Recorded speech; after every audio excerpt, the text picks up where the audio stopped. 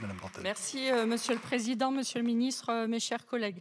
La France vieillit, l'espérance de vie s'allonge et le corollaire, c'est la perte d'autonomie, la dépendance.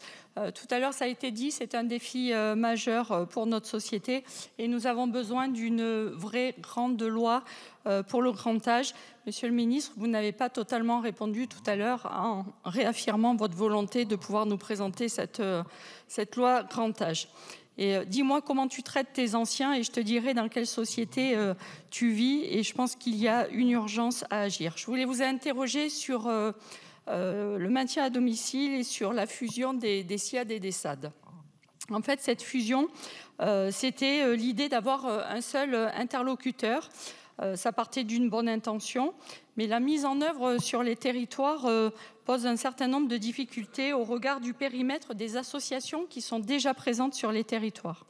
Et en fait, ce que l'on constate, c'est que puisqu'il faut avoir un SAD pour pouvoir maintenir un SSIAD et devenir un SPASAD, en fait, ça déséquilibre totalement l'offre sur les territoires, et en particulier dans les territoires ruraux et territoires de montagne, puisque ces structures recherchent un équilibre financier. Alors, Monsieur le Ministre, moi, ce que je vous demande, c'est de pouvoir intervenir auprès des ARS pour assouplir les modalités, accepter qu'il puisse y avoir des accords de coopération et pas forcément ces fusions. Et de manière plus large, je voulais aussi vous alerter sur la comitologie. Sans cesse, nous avons de nouveaux dispositifs. On a eu les DAC, comment on appelle ça, les conférences, les 360 degrés, un certain nombre de dispositifs qui à chaque fois obligent une nouvelle gouvernance et avec des difficultés pour arriver à suivre. Et je pense qu'on peut arriver à simplifier tous ces dispositifs sur l'ensemble des territoires. Je vous remercie. Merci, chers collègues. Monsieur le ministre. Oui, merci Monsieur le Président. Effectivement, moi je vous ai plutôt parlé, j'ai pas lu la question, j'ai plutôt parlé de stratégie. J'ai parlé également de l'ensemble des dispositions que nous avons déjà mis en œuvre, qui émanent pour beaucoup d'ailleurs du vote de la loi Bien vieillir, dont j'assure la traduction. Je pense que c'est important de montrer que le gouvernement est au rendez-vous par rapport à cette loi.